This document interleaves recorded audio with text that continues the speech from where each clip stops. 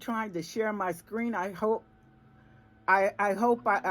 can do that because I have about 4 slides I want to share with you. But what I want to say is I feel good, and I hope you feel good after 2 wonderful days of absorbing knowledge, of hearing people from the industry come to you, people from the academy come to you, people from career services come to you. You've just had a wonderful and a great program, and I don't want you to take it for granted. You've talked about everything from transitioning from high school into college, into your careers, and you just had a presentation on the global world. So this has been a wonderful opportunity, and I just want to reinforce, it's not just about the last 2 days.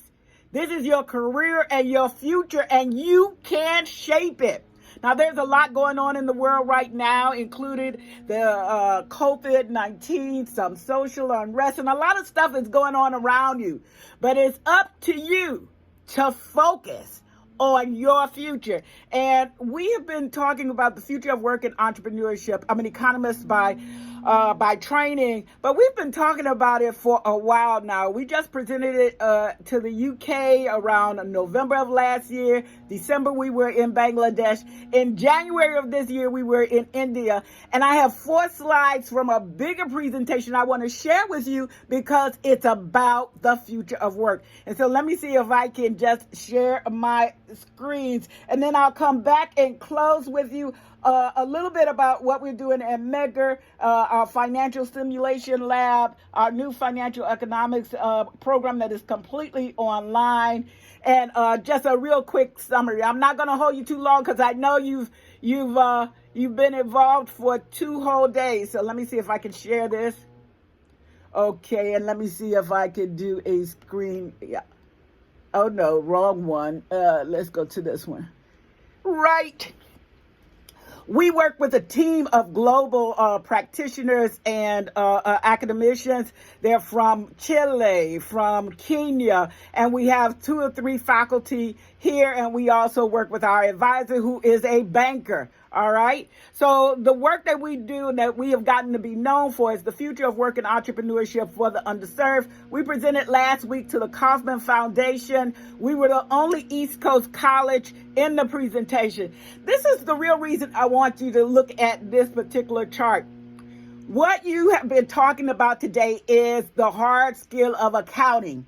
But in order to get you further along, this is a study from Deloitte that was talking about or is talking about what managers today are asking for. And if you notice, most of it is not necessarily in the hard skills. They take that for granted. They take it if they hire you as an accountant, you will understand accounting and be able to do it well. So we're looking now for differentiators. What is going to separate you from those 7 billion other folks that you just saw in that presentation? What is going to make you special? What the data is telling us from the words of leading managers in corporations is the ability to lead more complex and ambiguity.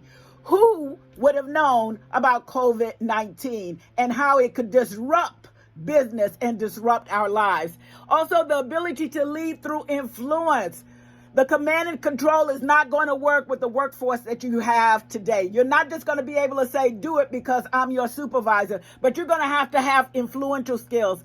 You need to be able to manage remotely. Now, this was even pre-pandemic, and you saw now because of the pandemic, those who know how to lead remotely. And why is that important? You may have to lead people who are not even in this country. You may have to lead someone in India, China, the UK, and you have to do that and do that well, and to be able to manage a combinations of humans and machines. Now, you might say, I'm going to be an accountant, so why do I have to know about that?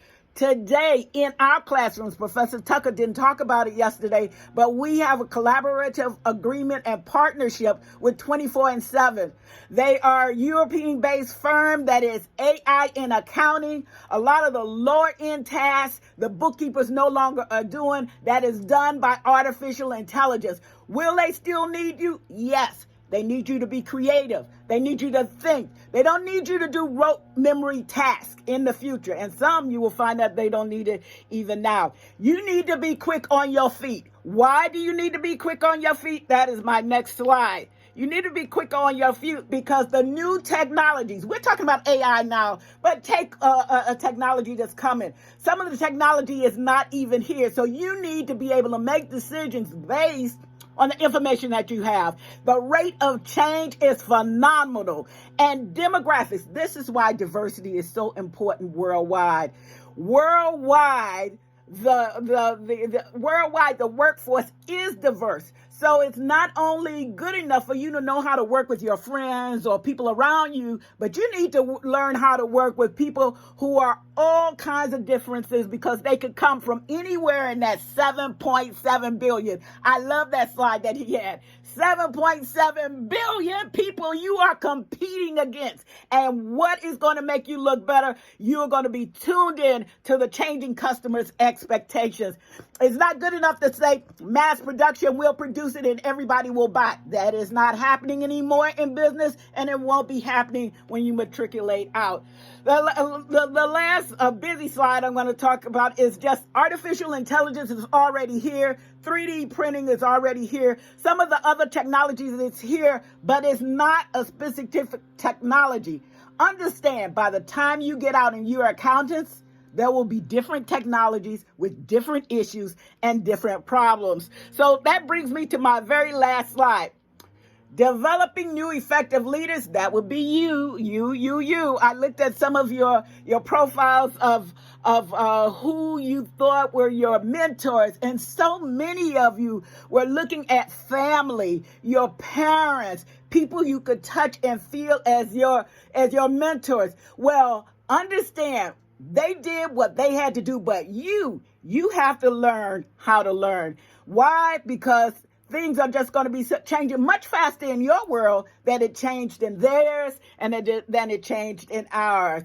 To meet the new dynamic marketplace, you must learn how to learn. You will be doing that all of your career as long as you are in the workforce. Now, accounting gives you a base because there are accounting principles, but all the things that are wrapped around accounting will be moving. So you need to be able to move too. Now, here's the piece where we really and I haven't talked about it because these slides are not here about the disparity in income. And I just didn't want to go there because that would be a longer conversation. But what we are saying is the disruption to the industry and academy is going to come from you guys.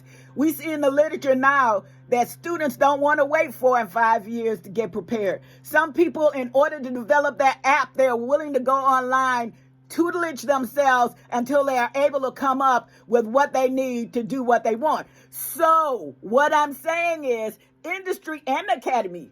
Disruption rarely comes from the academy. I'll just be honest. There were people on the panel that just said that the academy has not changed itself in a long time, but we will. And we must change in order to sustain where we're going in the future. That last presentation that you had, business as usual is not sustainable. Everybody is going to change post-COVID-19.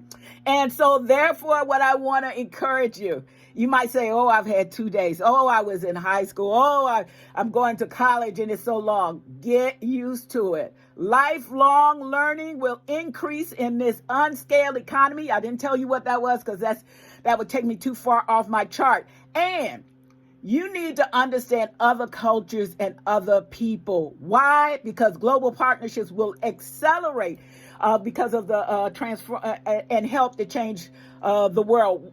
Many of the problems that we are facing, COVID-19 is one of them. Some of the issues in income disparity is another one.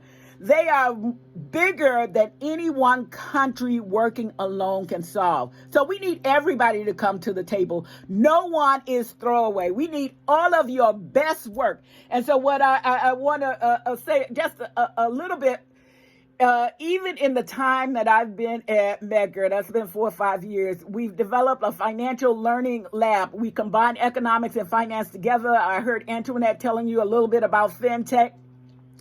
And in the lab, we have some of the state-of-the-art equipment so the students could practice tech. with economics and tech with accounting. We have that AI accounting software accessible through our lab and working with the software vendor.